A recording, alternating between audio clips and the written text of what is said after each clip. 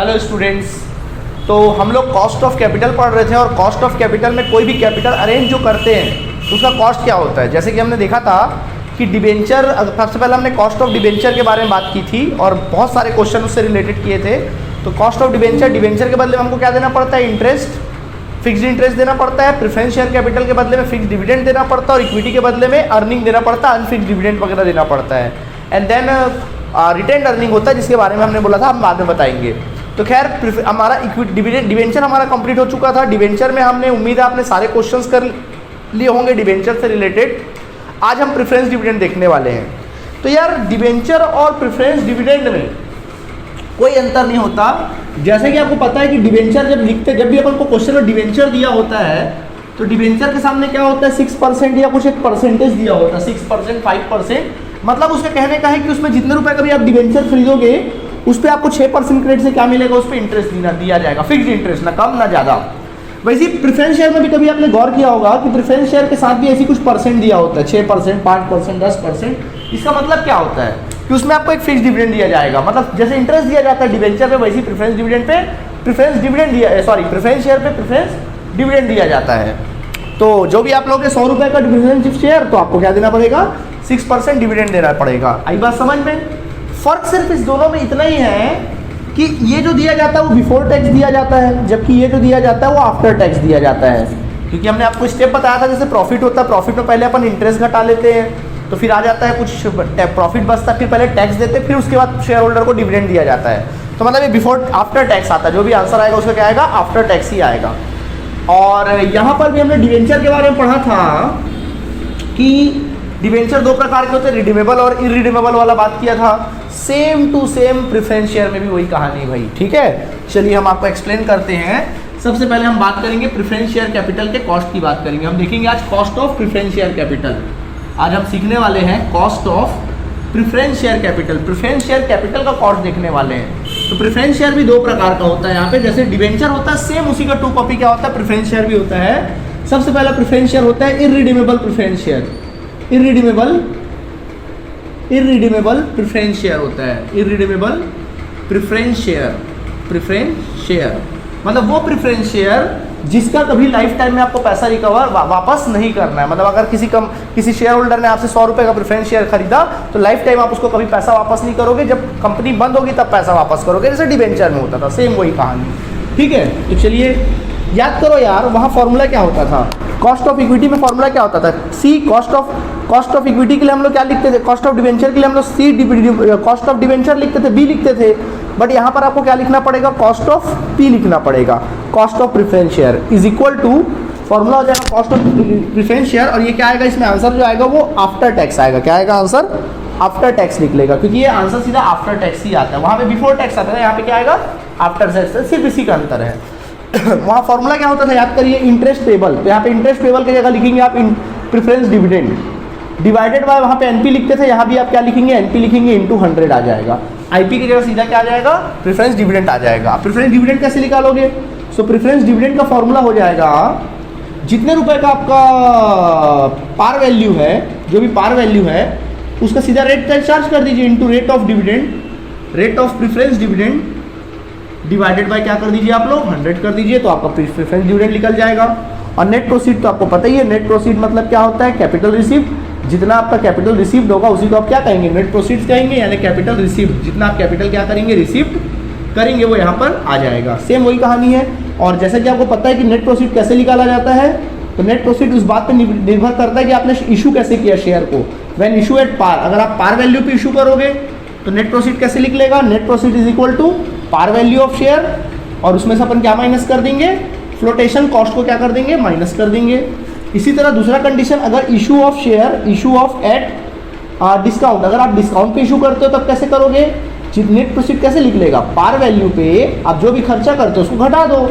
यानी par value पे आप क्या करेंगे, आप फ्लोटेशन कॉस्ट को घटा देंगे और डिस्काउंट को भी क्या कर देंगे, माइनस कर देंगे। तो क्या निकल आएगा, net proceed. Number 3, issue of, अगर आप किस पे इशू करते हैं, एट प्रीमियम पे इशू करते हैं, तब क्या करना पड़ेगा हम लोगों को, जब हम लोग प्रीमियम पे इशू करेंगे तो नेट प्रोसीड कैसे लिख लेगा, पार वैल्यू प्लस प्रीमियम, तो जो प्रीमियम को पैसा एक्स्ट्रा मिलेगा, और माइनस कर देंगे फ्लोटेशन कॉस्ट। क्या मैंने कुछ प्रेफरेंस शेयर से अलग, सॉरी डिवेंचर से मैंने कुछ अलग बताया? नहीं, सब कुछ सेम है, बनाना भी बिल्कुल क्या है, सेम है, कोई अंतर नहीं, सिर्फ नाम का अंतर है। ठीक है, ओके। उसी जगह दूसरा टाइप होता है रिडीमेबल डिवेंचर। क्या होता है? रिडीमेबल डिवेंचर की जगह क्या हो जाएगा यहाँ पे? Preference share, redeemable preference share हो जाएगा।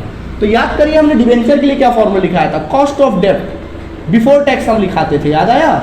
आप क्या करेंगे? Cost of preference after tax लिखेंगे, आप फॉर्मूला लिखेंगे आफ्टर टैक्स, वही फॉर्मूला लिखेगा।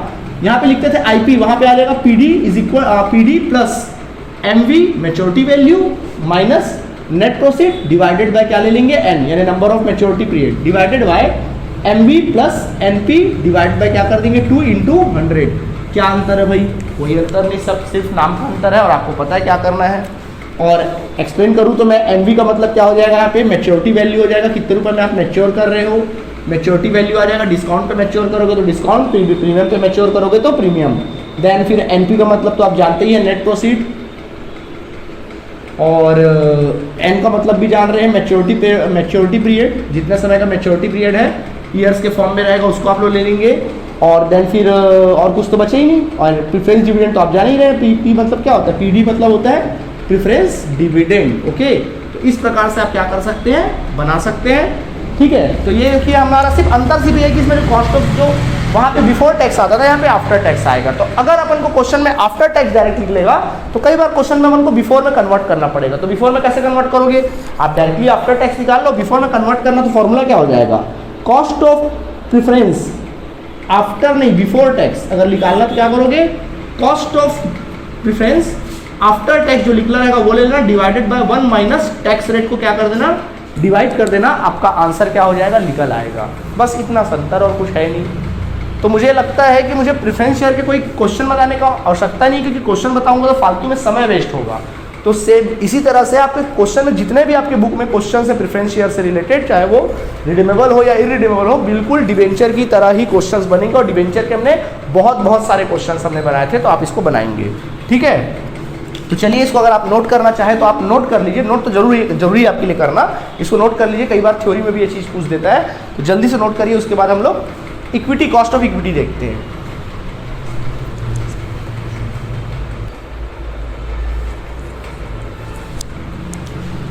सो स्टूडेंट, इस तरह से हम लोगों ने कंप्लीट कर लिया cost of debenture, cost of preference share. अब बारी है cost of equity share capital की। तो अब हम जो बात करने जा रहे हैं, and that is your cost of equity share capital. Cost of equity share capital, तो cost of equity share capital करने जा रहे हैं। ओके, तो कॉस्ट ऑफ इक्विटी की बात करेंगे। जो कॉस्ट ऑफ इक्विटी को हम लोग CE से डिनोट करते हैं, और ये हमेशा क्या निकलता है? आफ्टर टैक्स, क्योंकि कॉस्ट ऑफ इक्विटी भी हम लोग आफ्टर टैक्स देते हैं। लेकिन ये जानने से पहले, जैसे कि आपको बताया था, जो कॉस्ट ऑफ इक्विटी होता है वो थोड़ा डिफरेंट है। डिवेंचर से और प्रेफरेंस से दोनों भाई बहन है, बिल्कुल सेम है, लेकिन जब कॉस्ट ऑफ इक्विटी की बात आती है तो बिल्कुल वो अलग है। क्योंकि कॉस्ट ऑफ इक्विटी मैंने बताया था, जिस प्रकार डिवेंचर में कॉस्ट जो होता है वो फिक्स्ड इंटरेस्ट दिया जाता है, वैसे ही प्रेफरेंस शेयर कैपिटल में जो कॉस्ट ऑफ प्रेफरेंस डिविडेंड दिया जाता है वो भी बिल्कुल फिक्स्ड होता है, एक फिक्स परसेंटेज पे दिया जाता है। लेकिन जब कॉस्ट ऑफ इक्विटी की बात आती है तो इक्विटी का जो रेट होता है वो बिल्कुल अनफिक्स्ड होता है, अलग होता है, कभी कम कभी ज़्यादा भी हो सकता है। तो उसको जानने से पहले आपको एक बात जानना बहुत ज़रूरी है, और वो बात क्या है? चलिए सुनिए। इक्विटी को मालूम है पैसा कैसे मिलता है, कैसे प्रॉफिट मिलता है? देखो, जो भी प्रॉफिट होता है बिजनेस में, जो भी प्रॉफिट होता है, मान लीजिए इस बिजनेस में मान लीजिए कुल मिला के एक शेयर पे, पर शेयर पे मान लीजिए 30 रुपए का प्रॉफिट हुआ। सपोज 30 रुपए का प्रॉफिट हुआ पर शेयर। अब इसमें क्या होता है? सबसे पहले ना, अगर कोई इंटरेस्ट है, इंटरेस्ट ऑन डिवेंचर है, तो पहले वो दिया जाता है, इंटरेस्ट ऑन डिवेंचर वो दे दिया जाता है। तो मान लीजिए इंटरेस्ट ऑन डिवेंचर कुछ 6 रुपये बनता है, 6 रुपये मान लीजिए एक डिवेंचर पर हमने दे दिया। अब कितना बचा पैसा? 24 रुपये। अब इसमें क्या दिया जाता है? गवर्नमेंट को टैक्स दिया जाता है, गवर्नमेंट को दिया जाता है टैक्स। सपोज हमने गवर्नमेंट को टैक्स दिया, मान लो अब इसमें गवर्नमेंट को हमने 10 रुपये टैक्स दे दिया। मान लीजिए गवर्नमेंट को हमने 10 रुपये टैक्स दे दिया, तो कितना रुपये बच गया? 14 रुपये। अब 14 रुपये टैक्स देने के बाद अगला पैसा दिया जाता है, प्रेफरेंस डिविडेंड दिया जाता है। अब मान लीजिए प्रेफरेंस डिविडेंड पर अपन 4 रुपये प्रेफरेंस डिविडेंड देते हैं, ठीक है, 4 रुपये प्रेफरेंस डिविडेंड देते हैं। अब बच जाता है कितना? 10 रुपये।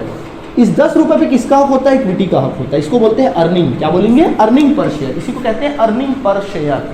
अगर मैं पूरा लिखूँ तो इसको कहूँगा मैं अर्निंग पर शेयर।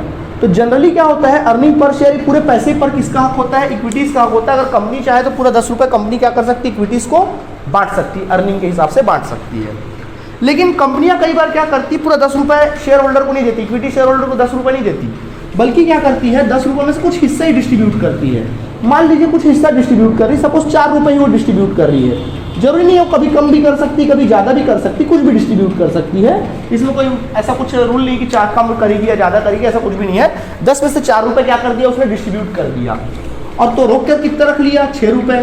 तो जो रोक कर रख लिया उसको कहते हैं अपन रिटेन्ड अर्निंग। क्या कहते हैं, रिटेन्ड अर्निंग कहा जाता है। जो रोक कर रखती है उसको बोलते हैं रिटेन्ड अर्निंग। और जो रिलीज कर दिया जाता है, शेयर होल्डर के हाथ में डिस्ट्रीब्यूट कर दिया जाता है, उसको हम लोग कहते हैं डिविडेंड। क्या कहेंगे इसको हम लोग, डिविडेंड। आई बात समझ में, या फिर इसको कह सकते हैं dividend per share. Okay, dividend क्या कहेंगे, पर शेयर। तो इस प्रकार कॉस्ट ऑफ इक्विटी अगर अपन को निकालना है तो यहाँ पर अपन हमारे सामने 2 ध्येय सामने आता है फिलहाल।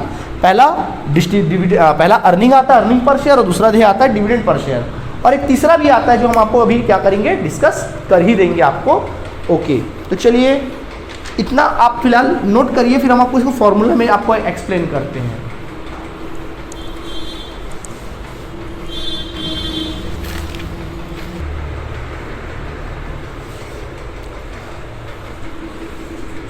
अब कॉस्ट ऑफ इक्विटी की बात करते हैं। तो कॉस्ट ऑफ इक्विटी कैसे निकलता है, तो कॉस्ट ऑफ इक्विटी निकालने का 3 तरीके से आपका कॉस्ट ऑफ इक्विटी निकलेगा। 3 पॉइंट ऑफ व्यू है कॉस्ट ऑफ इक्विटी निकालने का। सबसे पहला होता है on the basis of earning. आपको कई बार कॉस्ट ऑफ इक्विटी अर्निंग के बेसिस पे भी निकालना पड़ सकता है कि भाई अर्निंग का क्या ध्येय है उसके हिसाब से भी निकालना पड़ सकता है। नंबर 2, कई बार आपको इक्विटी निकालना पड़ता है on the basis of dividend. अब डिविडेंड का भी अलग पॉइंट ऑफ व्यू है भाई, अगर डिविडेंड के हिसाब से सोच रहे हो तो फिर डिविडेंड के हिसाब से निकालना पड़ेगा। और तीसरा होता है on the basis of dividend growth rate of dividend, on the basis of growth rate of dividend. Dividend के ग्रोथ रेट से निकालना पड़ता है, समझाते इसको देखेंगे। चलिए देखिए, तो सबसे पहले बात करते हैं on the basis of earning. Earning basis पे कैसे निकालेंगे कॉस्ट ऑफ इक्विटी। तो फॉर्मूला होता है cost of equity after tax is equal to earning per share divided by market value of per share, market value of per share into 100। इस प्रकार से आप क्या कर सकते हैं, निकाल सकते हैं। चलो एक्सप्लेन करते हैं क्या होता है किसी का मतलब। चलिए देखिए क्या होता है इसका मतलब। ईपीएस का मतलब होता है अर्निंग पर शेयर। अर्निंग क्या होता है, पर शेयर, अर्निंग पर शेयर होता है। और कई बार ये अर्निंग पर शेयर लिखना नहीं होता तो कैसे निकालेंगे, तो अर्निंग पर शेयर का फॉर्मूला हो जाता है टोटल अर्निंग। अगर नहीं दिया क्वेश्चन में तो जैसे आपके बिजनेस में जितने भी टोटल अर्निंग हो उसको ले लो और आप डिवाइड कर दीजिए total number of equity share से। नंबर ऑफ इक्विटी शेयर से आप डिवाइड कर दीजिए, आपका अर्निंग पर शेयर निकल आएगा। इक्विटी शेयर से डिवाइड कर दीजिए, अर्निंग पर शेयर निकल आएगा। इसी तरीके से मैं अगर एमपीएस की बात करूं तो एमपीएस का मतलब होता है यहाँ पर, एमपीएस का मतलब होता है market price, market price of पर इक्विटी शेयर। एक इक्विटी शेयर का मार्केट प्राइस, की मार्केट में क्या प्राइस चल रहा है वो देखना होता है। मार्केट में क्या प्राइस हो रहा है वो अपन को देखना पड़ता है। और मार्केट प्राइस कैसे निकलेगा पर इक्विटी शेयर, तो मार्केट प्राइस अगर क्वेश्चन में कुछ नहीं बोला तो कैसे निकालोगे। मार्केट प्राइस निकालने का तरीका है market price per equity share is equal to book value of equity share ले लो, बुक वैल्यू या फिर फेस वैल्यू, बुक वैल्यू या फिर क्या बोलेंगे face value of equity share. Equity share का टोटल जो बुक वैल्यू या फेस वैल्यू है वो ले लो, प्लस उसमें कर दीजिए रिटेन अर्निंग। जितना रिटेन अर्निंग कंपनी ने जमा करके रखा है, टोटल रिटेन अर्निंग जो जमा करके रखा है उसको जोड़ दीजिए और डिवाइडेड बाय कर दीजिए नंबर ऑफ इक्विटी शेयर। जितना भी कंपनी में नंबर ऑफ इक्विटी शेयर है उसको आप निकाल दीजिए तो आपका मार्केट प्राइस पर शेयर आ जाएगा। बुक वैल्यू ऑफ पर इक्विटी शेयर, जितना बुक वैल्यू है या पार वैल्यू है टोटल उसको ले लीजिए, प्लस रिटेन अर्निंग कर दीजिए, रिटेन अर्निंग को डिवाइड कर दीजिए, प्लस कर दीजिए सॉरी, फिर उसको नंबर ऑफ इक्विटी शेयर दोनों को प्लस करके डिवाइड कर दीजिए। सपोज 1 लाख इक्विटी शेयर है, 20,000 रिटेन अर्निंग है, 1,20,000 divide by number of equity share कर दीजिए, आपका काम बन जाएगा। ओके चलिए, तो यहाँ तक आपका काम खत्म। तो इस तरह से आप क्या कर सकते हैं, वैल्यू फाइंड आउट कर सकते हैं। ठीक इसी प्रकार अब हम बात करते हैं on the basis of dividend. अगर आप डिविडेंड के बेसिस पे देखेंगे तो क्या फॉर्मूला होगा, तो फॉर्मूला हो जाता है cost of equity after tax is equal to dividend per share divided by market price per share into 100। अब डिविडेंड पर शेयर क्या होगा, डीपीएस का मतलब होता है dividend per share. Dividend per share एक शेयर पे कितना डिविडेंड देते हैं, और आपका डिविडेंड कैसे निकलेगा पर शेयर, तो निकालने का अगर नौबत आए तो क्या करोगे, जनरली तो दिया रहेगा, नहीं दिया रहेगा तो टोटल डिविडेंड ले लेना, डिवाइड बाय क्या कर देना नंबर ऑफ इक्विटी शेयर। जितना भी नंबर ऑफ इक्विटी शेयर है उसको डिवाइड कर देना, आंसर निकल आएगा। और मार्केट पर शेयर तो निकालना आता ही है आप लोगों को। और ठीक इसी प्रकार अब ग्रोथ रेट की बात करते हैं। तो cost of equity after tax, तो क्या होगा formula, earning dividend per share divided bye earning per share, sorry market price per share into 100। ये लिखोगे और इसमें प्लस कर दोगे जी, जी फॉर ग्रोथ रेट। जी का मतलब क्या होता है यहाँ पे, ग्रोथ रेट। ग्रोथ रेट क्या होता है, हर एक जो शेयर होल्डर होता है, इक्विटी शेयर होल्डर होता है, ये कंपनी से एक्सपेक्ट करता है कि एक और मेरा शेयर का रेट तो बढ़े और साथ मुझे डिविडेंड मिले, हर साल मुझे डिविडेंड मिले। और डिविडेंड अगर मिल भी रहा है, अगर मुझे 5% 10% डिविडेंड मिल भी रहा है, तो डिविडेंड का जो ग्रोथ रेट है वो थोड़ा बढ़ते क्रम में मिले, तभी तो इक्विटी में पैसा लगाएगा भाई।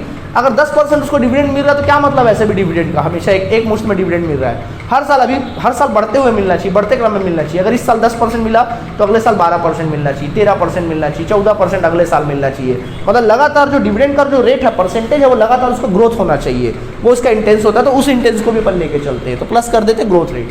तो ये 3 फॉर्मूले हैं, जैसा क्वेश्चन में बोलेगा उसके अकॉर्डिंग अपन क्वेश्चन क्या करेंगे, बनाएंगे, जो बोलेगा उसके हिसाब से। अगर डिविडेंड दिया रहेगा तो डिविडेंड के हिसाब से बनाओगे, अर्निंग दिया रहेगा तो अर्निंग के हिसाब से बनाएंगे। जल्दी से नोट करिए, फिर क्वेश्चन करेंगे तो सारी बातें क्लियर हो जाएंगी।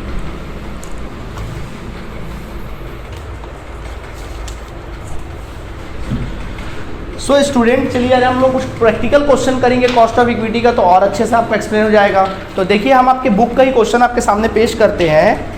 आपके बुक का क्वेश्चन नंबर 25 दिया होगा, देखेंगे। लिखता है earning per share of Kartik limited is ₹15। Question में क्या दिया देख लेते हैं। क्वेश्चन नंबर 25 दिया हुआ है। क्वेश्चन नंबर 25 कहता है हमारे बुक से, कहता है कोई कार्तिक लिमिटेड नाम की कंपनी है, earning per share of Kartik limited company is ₹15। Earning per share अपन को दे दिया है ₹15 कार्तिक लिमिटेड का, और साथ में हम लोग को दे दिया है the market price of per share, market price of share of face value of ₹100। Market price of share of face value of ₹100। Share का फेस वैल्यू अपन को दिया, फेस वैल्यू का मतलब होता है पार वैल्यू। पार वैल्यू कितना दिया, ₹100, and market price of पर इक्विटी शेयर कितना दिया, ₹170। ठीक है। आपको कहता है फाइंड आउट करिए, आपको कहता है कि आप फाइंड आउट करिए cost of equity share capital. आप लोग फाइंड आउट करिए cost of equity share capital, आपको क्या करना है, फाइंड आउट करना है। तो चलिए बनाना चालू करें। तो अपने को मतलब क्या होता है, देखिए यहाँ पे अर्निंग दिया, क्वेश्चन में क्या दिया अपन को, अर्निंग पर शेयर। तो फिर अर्निंग वाला फॉर्मूला आप लोग यूज करेंगे। तो क्या फॉर्मूला हो सकता है, देखिए।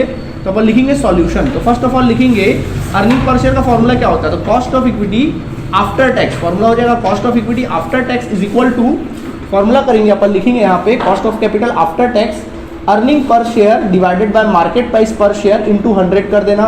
तो बच्चों अर्निंग पर शेयर कितना दिया है यहाँ पे, ₹15, डिवाइडेड बाय मार्केट प्राइस कितना दिया, ₹170 इंटू 100 कर दोगे। तो अगर क्वेश्चन को सॉल्व करोगे तो कितना आता है देख लेते हैं फटाक से अपन लोग। तो अगर आप इसको सॉल्व करते हैं तो कितना आ जाता है वो अपन लोग देख लेते हैं। तो अगर हम लोग इसको कैलकुलेटर में सॉल्व कर लेते हैं तो कितना आ जाता है देखते हैं। आप कितना दिया भाई, 15। तो 15 इंटू 100 डिवाइडेड बाय आप कर लीजिएगा 170। सो आंसर आ जाएगा ₹8.82। कितना आ जाएगा, ₹8.82 आ जाएगा। तो सॉल्व करने से आ जाएगा 8.82% आ जाएगा आफ्टर टैक्स। तो कॉस्ट ऑफ इक्विटी क्या आ जाएगा, आफ्टर टैक्स क्या हो जाएगा, यहाँ निकल आएगा। अगर मान लो क्वेश्चन में टैक्स रेट देता और मान लो टैक्स रेट 50% देता, तो आपको बिफोर टैक्स निकालना पड़ता। तो कैसे निकालते बिफोर टैक्स, हमने सिखाया ना आपको formula. Cost of equity before tax का फॉर्मूला क्या हो जाएगा, cost of equity after tax ऊपर रखो divided by 1 minus tax rate. इस तरह से आप काम करिए। तो कॉस्ट ऑफ इक्विटी, तो cost of equity after tax कितना आया, 8.82 divide by 1 minus tax rate कितना है, 50% है। तो 8.82 डिवाइड बाय कितना करेंगे, 0.50। ठीक है, परसेंट करोगे 1 माइनस 50% करके देख लो, आ जाएगा। चलो कैलकुलेट करते हैं अपन लोग। तो कैलकुलेट अगर करेंगे तो कैलकुलेट करते 8.82 डिवाइड बाय करोगे 0.5, तो आंसर आएगा 17.7। कितना आ जाएगा answer, 17.7%। This is your answer. तो इस प्रकार से हमने क्या किया, 25 नंबर क्वेश्चन क्या कर दिया, बना दिया। बहुत सिंपल क्वेश्चन था, आसान था। ठीक है। इसी तरीके से और एक क्वेश्चन देखते हैं। देखिए जैसे कि हम क्वेश्चन नंबर 26 देखते हैं आप ही के बुक का। तो देखिए क्वेश्चन नंबर 26 में आपको कराता हूँ, क्या लिखा देखें। कहता है Y limited has issued 1000 equity shares of ₹100 each. बोल रहा है कोई वाई लिमिटेड नाम की कंपनी है जो बोल रहा है कि 1000 शेयर्स, कितना बोलता है, हाँ 1000 इक्विटी शेयर उसने मार्केट में इशू किया, 1000 इक्विटी शेयर इशू किया, और ऑफ रुपीज कितना बोलता है, 100 ईच, ऑफ रुपीज 100 ईच। यानी कि ये शेयर का क्या है, पार वैल्यू है। पार वैल्यू यानी कि फेस वैल्यू है। ठीक है, होने दो, अपने को तो फिलहाल मार्केट वैल्यू से मतलब है। It had earn a profit of ₹10,000 after tax. इस कंपनी ने अर्न किया, क्या किया, अर्न किया, प्रॉफिट अर्न किया। अर्न करना मतलब अर्निंग बोल रहा है, क्या बोल रहा है, अर्निंग। अर्न करना मतलब अर्निंग, प्रॉफिट अर्न किया, कुल मिला के टोटल 10,000 प्रॉफिट क्या किया, अर्न किया बोलता है, वो भी आफ्टर टैक्स, टैक्स देने के बाद। The market price of this shares is rupees 160 rupees. जो मार्केट प्राइस पर शेयर है वो कितना रुपये है, 160 रुपये। अपन को चलो निकाल के दे दिया है। फिर कहता है find out the cost of equity share capital. आपको निकालने के लिए बोलता है find out the cost of equity. Find out the cost of equity अपन को क्या करने बोलता है, निकालने के लिए बोलता है। ठीक है, यहाँ पे अर्निंग दिया तो अर्निंग बेसिस पे ही अपन काम करेंगे। तो फॉर्मूला क्या होगा, सॉल्यूशन लिखेंगे जल्दी से। सो सॉल्यूशन लिखेंगे, अपन लिखेंगे cost of equity after tax is equal to formula हो जाएगा earning per share divided by market price per share. तो देखो यार, मार्केट प्राइस पर शेयर निकाल के दे दिया, हम लोग को अर्निंग पर शेयर नहीं दिया, तो अर्निंग पर शेयर निकाल लेते हैं। तो देखो कैसे निकालेंगे, अर्निंग पर शेयर का फॉर्मूला क्या हो जाएगा, टोटल अर्निंग। टोटल अर्निंग जितना दिया उतना ले लो और डिवाइड बाय क्या कर दो, number of equity share. Divide bye कर दीजिए नंबर ऑफ इक्विटी शेयर्स। तो देखिए बच्चों, टोटल अर्निंग है 10,000 रुपये। देखो कुल मिलाकर हमने कमाया कितना, 10,000। 10,000 कमाया, कितने शेयर के पीछे कमाया, 1,000 शेयर के पीछे। इक्विटी शेयर कितना, 1,000 है। तो 10,000 आपने कमाया 1,000 इक्विटी शेयर के पीछे। तो एक शेयर के पीछे कितना कमाया आपने, 10 रुपये। This is your earning per share. ठीक है, तो अपन फॉर्मूला पुट करेंगे cost of equity after tax is equal to earning per share कितना आया, 10 रुपये, डिवाइडेड बाय मार्केट प्राइस कितना है, 160 रुपये, इंटू 100। चलिए इसको सॉल्व कर दीजिए। तो अगर हम लोग इसको सॉल्व करेंगे तो हमारा आंसर आ जाएगा 6.25%। This is your answer. आई बात समझ में। तो इस प्रकार से आप लोग क्या कर सकते हैं, आंसर फाइंड आउट कर सकते हैं। ठीक है, तो इस प्रकार से हमने क्वेश्चन नंबर 26 भी क्या कर लिया, बना लिया। चलिए अब मैं आपको बतलाता हूँ क्वेश्चन नंबर 27 के बारे में। देखिए क्या लिखता है क्वेश्चन नंबर 27, कहता है from the following information calculate cost of equity share capital. आपको cost of equity share capital निकालने के लिए कहता है face value of the share is 20 rupees. देखिएगा, बोलता है क्वेश्चन में दिया क्या है, फेस वैल्यू। इस बार दिया क्वेश्चन में face value of equity share. Face value of equity share अपने को दिया है, कितना दिया, face value of equity share 20 रुपये दिया है। कितना दिया है, 20 रुपये दिया है।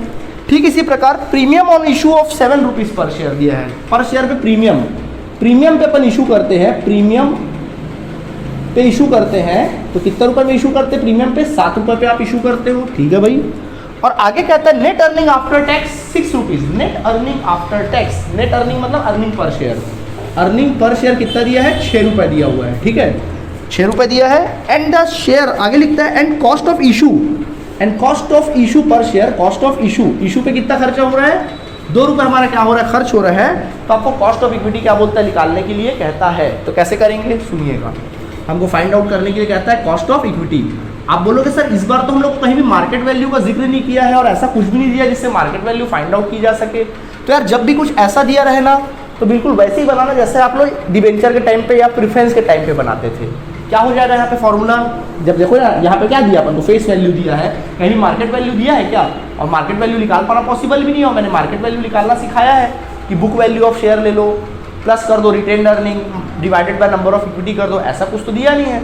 तो जब इस प्रकार का दे तो थोड़ा पुराना वाला फॉर्मूला अपना लेना। क्या है पुराना वाला फॉर्मूला, याद करो, cost of equity is equal to earning per share की जगह अर्निंग पर शेयर ही लिखो, डिवाइडेड बाय, याद है ना, मार्केट प्राइस पर शेयर की जगह नेट प्रोसीड लिख लो, इंटू 100 कर दो। ठीक है, अर्निंग पर शेयर तो क्वेश्चन में दिया है, नेट प्रोसीड कैसे निकालोगे, par value of share, par value of share plus premium पे अगर इशू करते हैं तो प्रीमियम, और अगर कोई फ्लोटेशन कॉस्ट करते हो तो उसको क्या कर देते हैं अपन, माइनस। तो देखो शेयर का पार वैल्यू कितना है 20 रुपये, प्लस प्रीमियम कितना 7 रुपये, माइनस इशू करने में खर्चा कितना हुआ 2 रुपये, तो 27 में से 2 जाएगा 25 रुपये। दिस इज योर एनपी आ जाएगा। ठीक है, अब फॉर्मूले पुट कर लो। तो cost of equity is equal to हो जाएगा अर्निंग पर शेयर कितना दिया भाई हम लोगों को 6 रुपये, तो 6 रुपये डिवाइड बाय 25 रुपये इंटू क्या कर लेंगे 100। तो देखिए वैल्यू में पुट करेंगे तो कितना आंसर आता है देख लेते हैं, आप लोग कैलकुलेट कर लीजिए कैलकुलेटर पे। तो अगर हम कैलकुलेटर पे कैलकुलेट करेंगे तो आंसर आ जाएगा 24%। तो दिस इज योर आंसर, क्या निकल आएगा 24% हमारा आंसर क्या हो जाएगा, निकल आएगा। तो देख लो यार, अगर क्वेश्चन में मार्केट प्राइस पर शेयर दिया है तो ठीक है वैसे ही डील करोगे, लेकिन अगर क्वेश्चन में फेस वैल्यू दिया है और इस टाइप की बातें करता है, मार्केट प्राइस पर शेयर देता तो फिर ये सब कुछ करने की जरूरत नहीं, सीधा मार्केट प्राइस पुट कर देते आप लोग। बट मार्केट प्राइस नहीं दिया करके हमने पुराना जैसे बनाया, जैसे कि हम लोग डिवेंचर और प्रेफरेंस के टाइम पे बनाते थे। क्लियर हुआ, प्राय मैंने सारे क्वेश्चंस बताए, जल्दी से नोट करिए फिर आगे देखते हैं।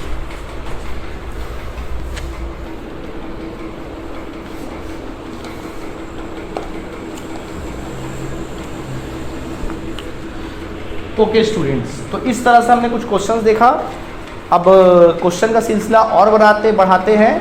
अब आप आपके बुक का ही क्वेश्चन नंबर 30 डिस्कस करते हैं। क्या देता है 30 में, देखिए क्वेश्चन नंबर 30 डिस्कस करेंगे। क्या कहता है देखें, कहता है Sonal limited has 4 lakh equity shares of ₹10 each. बोल रहा है कि सोनल लिमिटेड के पास, Sonal limited has 4 lakh equity shares. बोल रहा है कि सोनल लिमिटेड नाम की कंपनी है, सोनल लिमिटेड नाम की कंपनी है, उसके पास 4 लाख इक्विटी शेयर्स है, और वो भी एक इक्विटी शेयर कितने रुपए का है, ऑफ ₹10 ईच, ऑफ ₹10 ईच। एक इक्विटी शेयर 10 रुपए का है, ठीक है भाई, यानी कुल मिला के 40 लाख का कैपिटल है। Okay, during 2014-15 company earn a profit 10 lakh rupees. बोल रहा है साल 2014-15 के दौरान, साल 2014-15 के दौरान कंपनी ने कुल मिला के अर्न किया, प्रॉफिट क्या किया, अर्न प्रॉफिट यानी कि अर्निंग कितना अर्न किया, कुल मिला के 10 लाख रुपए क्या किया उन्होंने, अर्न किया, ठीक है।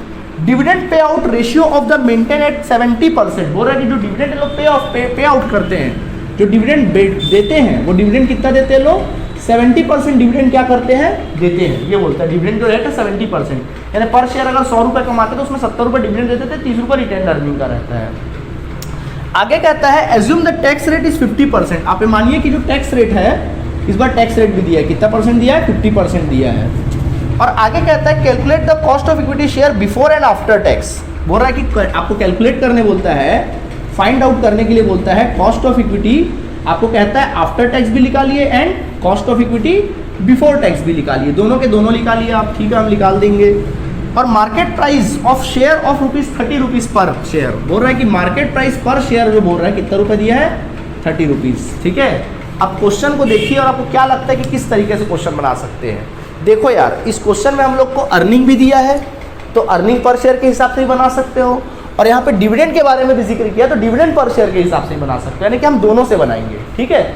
चलिए दोनों से बनाते हैं। तो देखिए सबका ध्यान बोर्ड की तरफ सुनिएगा, क्या लिखता है सबसे पहला। तो देखिए सबसे पहले अपन काम करते हैं, अपने को फॉर्मूला लिखना है, तो पहले अपन लिखेंगे सॉल्यूशन लिखेंगे, और फर्स्ट ऑफ ऑल अपन क्या लिखेंगे, on the basis of earning. चलो अपन पहले अर्निंग बेसिस से बनाते हैं, on the basis of earning. तो अर्निंग बेसिस पे अपन लोग क्या करेंगे, इसको देखेंगे। तो देखिए अर्निंग बेसिस पे क्या होता है देखते हैं। तो cost of equity earning basis पे देखना, तो क्या होगा formula, after tax is equal to, formula हो जाएगा earning per share divide by market price per share. Okay, तो बताओ अपने को अर्निंग पर शेयर निकालना है, मार्केट प्राइस पर शेयर तो दिया है, जो नहीं दिया उसको देखो। क्या अर्निंग पर शेयर दिया कहीं क्वेश्चन में, नहीं सर अर्निंग पर शेयर तो नहीं दिया है। हमको टोटल अर्निंग दिया है 10 लाख रुपए, हम 10 लाख रुपए कुल मिला के कमाते हैं, और कितने शेयर्स पे कमाते हैं, 4 लाख के पीछे कमाते हैं। तो बताइए हमें कि एक शेयर पे आप कितना अर्न कर लेते हो। तो अगर आप गौर इसको डिवाइड करोगे तो आप एक शेयर पे कितना अर्न कर लेते हो, 2.5 रुपये आप अर्न कर लेते हो। अगर डिवाइड करके देख लो कैलकुलेटर में कितना आ जाएगा, 2.5 रुपये, यानी अर्निंग पर शेयर आपका कितना है, 2.5 रुपये अर्निंग पर शेयर है। तो इस तरह से अपन काम कर सकते हैं। तो क्या लिख लेंगे, cost of equity after tax is equal to, formula put कर दीजिए, अर्निंग पर शेयर 2.5 रुपये, मार्केट प्राइस पर शेयर 30 रुपये इंटू 100। चलिए सॉल्व करिए कितना आएगा देखें, कैलकुलेट करके देख लीजिए। अगर आप इसको कैलकुलेट करके देखते हैं तो आपका आंसर आ जाएगा 8.33%, ठीक है। ये आ गया आफ्टर टैक्स। बिफोर टैक्स कैसे निकालना है वो आपको आता है, तो आप बिफोर टैक्स खुद निकालेंगे, ठीक है, फॉर्मूला लगा के। ओके, तो ये हुआ हमारा बात किसका, earning per share on the basis of earning per share, ठीक है। अब अपन किसी पर बनाएंगे, इसी को on the basis of dividend. तो क्या फॉर्मूला लिखाया था हमने, नंबर 2 लिखेंगे ऑन द बेसिस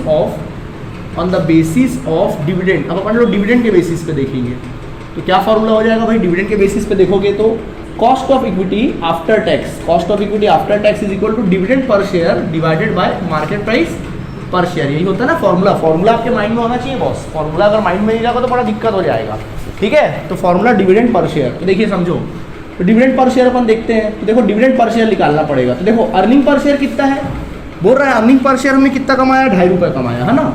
अर्निंग अपन कमाते हैं 2.5 रुपये, और क्वेश्चन में बोलता है 70% अपन क्या कर देते हैं, डिस्ट्रीब्यूट कर देते हैं। जितना कमाते हैं 2.5 रुपये कमाते हैं, उसका 70% अपन डिस्ट्रीब्यूट कर देते हैं। चलिए आप 70% का 2.5 रुपये का 70% निकाल के देख लीजिए कैलकुलेटर पे। अगर आप 70% का निकाल के देखोगे 2.5 रुपये का 70%, तो कुछ आएगा हमारा 1.75। कितना आ जाएगा, 1.75। अब फॉर्मूला पुट कर दो, then your cost of equity after tax is equal to dividend per share कितना 1.75 divide by earning per market price कितना 30 रुपये इंटू 100।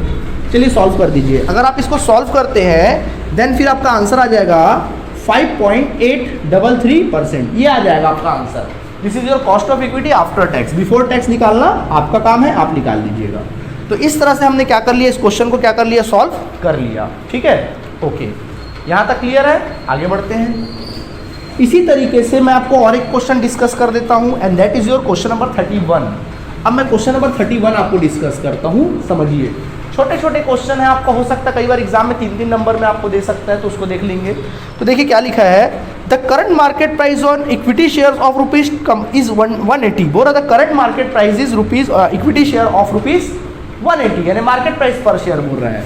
क्वेश्चन में दिया है कि मार्केट प्राइस पर शेयर कितना बोल रहा है, 180 रुपये बोल रहा है। आगे सुनिएगा, the current dividend per share is 9 rupees. Current dividend per share is 9 rupees, यानी कि डिविडेंड बोल रहा है पर शेयर 9 रुपये। डिविडेंड पर शेयर कितना दे दिया है, 9 रुपये दे दिया है।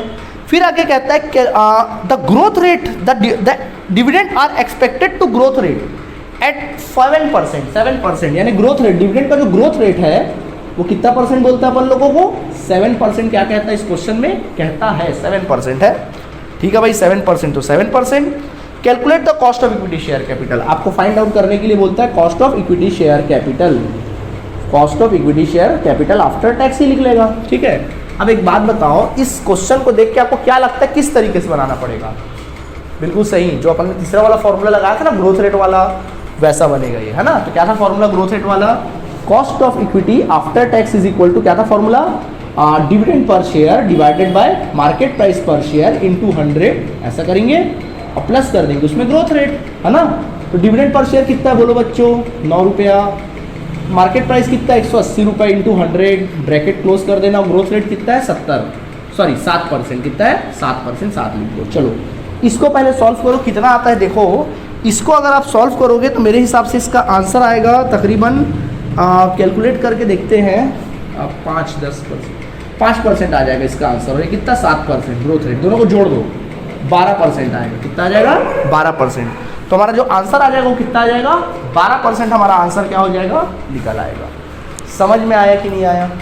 तो इस प्रकार से हमारा क्या हुआ, कुछ क्वेश्चंस हमने क्या कर लिया, डिस्कस कर लिया। आप भी अपने एग्जांपल्स वगैरह थोड़ा क्या करिए, देखिए, जल्दी से नोट करिए, फिर अपन आगे देखते हैं।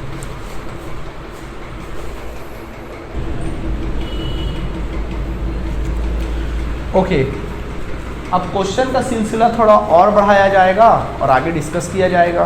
क्या कहता है देखें, अब मैं आपके सामने पेश कर रहा हूँ बहुत इंपॉर्टेंट क्वेश्चन, जो एक बार एग्जाम में 15 मार्क्स में आपको दे चुका है।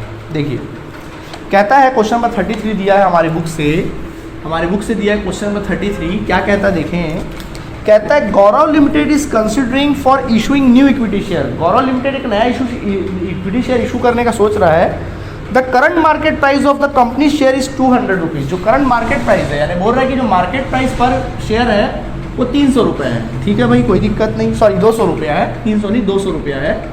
आगे कहता है the company is expected to pay dividend of ₹5 share next year. Company सोच रही है कि अगले साल वो जो डिविडेंड देगी वो कितना रुपये पे करेगी, 5 रुपये पे करेगी अगले साल डिविडेंड। ठीक है, आगे कहता है the cost of issue is 3 rupees. जो कॉस्ट ऑफ इशू है, यानी शेयर को इशू करने का जो खर्चा है, कॉस्ट ऑफ इशू, शेयर को इशू करने का जो खर्चा है वो तकरीबन 3 रुपये है। ठीक है भाई, 3 रुपये तो 3 रुपये सही। आगे कहता है the company has already paid dividend in past years as follows. Company लगातार कुछ सालों से कुछ डिविडेंड पे कर रही है। कैसे पे कर रही है देखेंगे, कंपनी कुछ सालों से कुछ डिविडेंड पे कर रही है। कैसे कैसे पे कर रही है देख लेते हैं।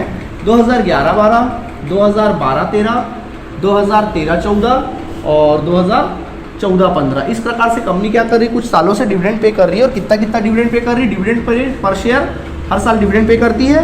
पहले साल उसने 3 रुपये पे किया, उसके अगले साल 3 रुपये 30 पैसा पे किया, उसके बाद 3 रुपये 66 पैसा पे किया, उसके बाद आपने क्या किया, 3 रुपये 99 पैसा उसने कंपनी ने क्या किया, डिविडेंड पे किया। ठीक है, आपको फाइंड आउट करने के लिए कहता है कॉस्ट ऑफ इक्विटी। आपको cost of equity after tax क्या करने बोलता है, निकालने के लिए कहता है। समझो, देखिए 3 रुपये 99 पैसा, समझो इसका मतलब क्या है। ये तो समझ गए होगे, आप समझ गए होगे देख के। ठीक है, डिविडेंड जो दे रहा है इसका मतलब कैसे, कहने का मतलब क्या है कि पहले साल आपने डिविडेंड दिया 3 रुपये, फिर उसके अगले साल आपने डिविडेंड दिया 3 रुपये 30 पैसे, फिर अगले साल दिया 3 रुपये 63 पैसे, फिर अगले साल दिया 3 रुपये 99 पैसे। यानी लगातार आप क्या कर रहे हो, लगातार डिविडेंड पे डिविडेंड क्या करते जा रहे हो, पे कर रहे हो। लेकिन लगातार आपने डिविडेंड बढ़ते क्रम में पे किया है। यानी ग्रोथ रेट की बात आ रही, किसकी बात आ रही, ग्रोथ रेट। तो यानी कि जो फॉर्मूला अपन यूज करेंगे यहाँ पे, ग्रोथ रेट वाला फॉर्मूला इस्तेमाल करेंगे। सॉल्यूशन जो करेंगे ग्रोथ रेट वाला सॉल्यूशन इस्तेमाल करेंगे।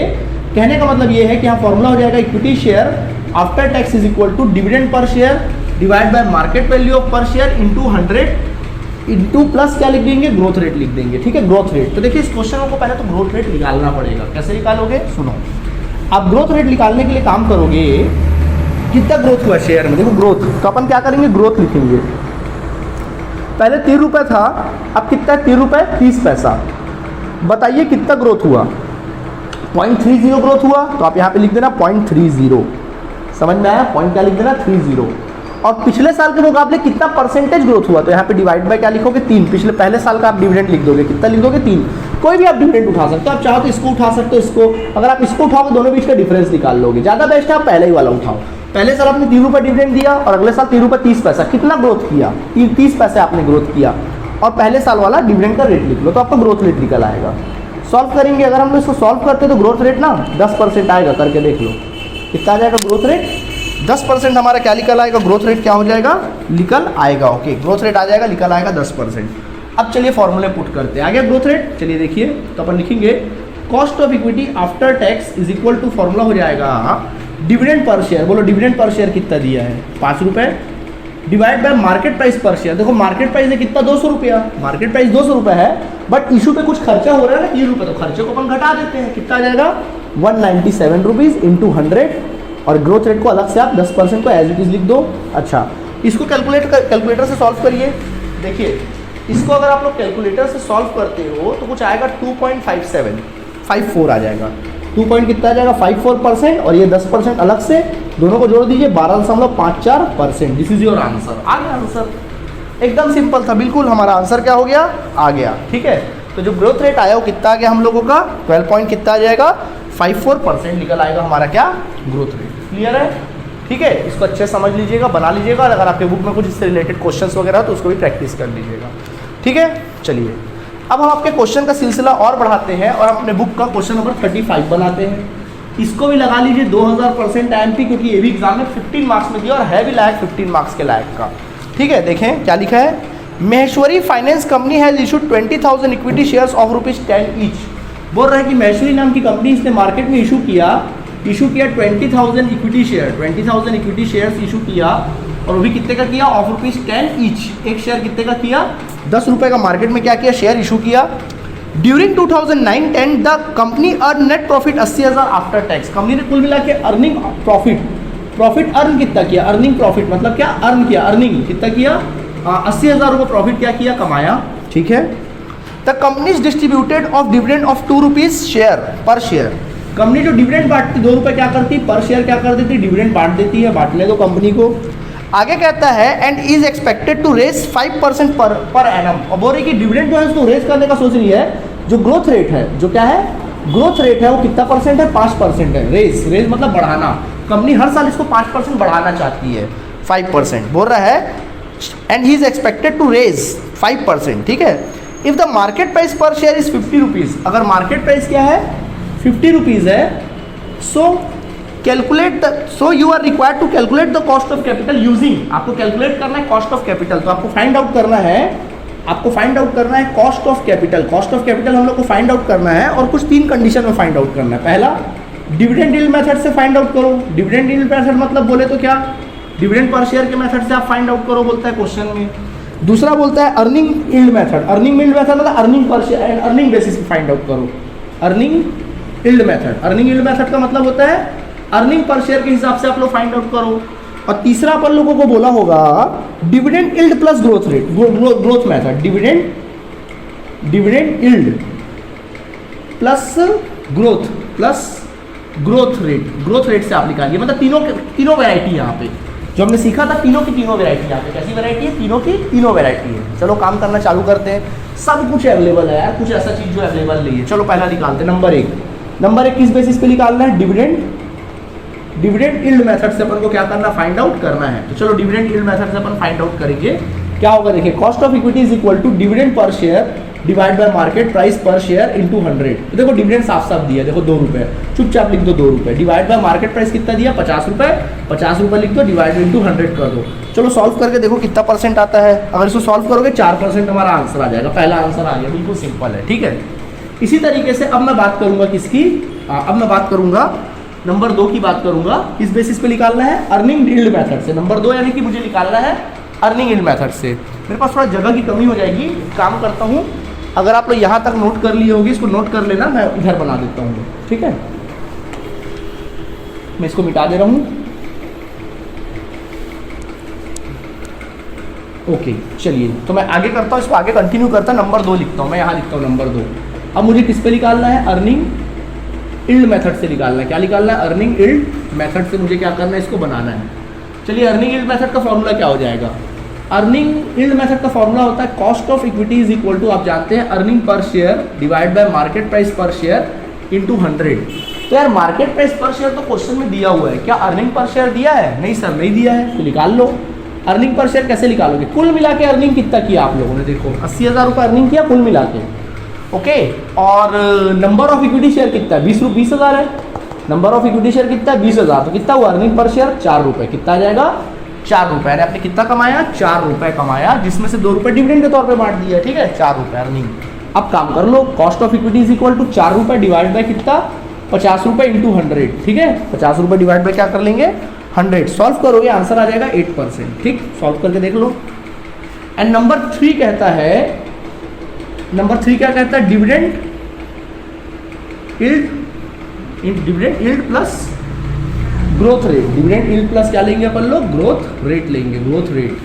तो डिविडेंड यील्ड प्लस क्या ले लेंगे, ग्रोथ रेट। तो सुनो क्या होगा formula, cost of equity is equal to dividend per share divided by market price per share into 100 plus क्या कर देते हैं ग्रोथ रेट। तो चलिए, डिविडेंड पर शेयर कितना है 4 रुपये डिवाइड बाय मार्केट प्राइस 50 रुपये इंटू 100, और ग्रोथ रेट कितना है बच्चों, ग्रोथ रेट है हमारा, देखो निकाला था ना क्वेश्चन में 5%, सब कुछ सामने 5%, यहाँ 5 लिख दो। चलो सॉल्व करो, इसको हमने सॉल्व किया था 8% आ जाएगा, और ये plus 5% 13%, this is your answer. Check कर लीजिए आंसर, हाँ भाई आंसर तो क्या हो गया हमारा, आ गया, नहीं सॉरी, इसको सॉल्व करोगे तो 8% क्यों आएगा भाई, डिविडेंड था ना, सॉरी डिविडेंड लेना है, अर्निंग नहीं लेना, 2 रुपये डिविडेंड लेना है ना, डिविडेंड 2 रुपये था, 2 रुपये डिविडेंड। तो सॉल्व करोगे तो आ जाएगा 4%, तो 4 5 9%, ये आंसर आ जाएगा, ओके।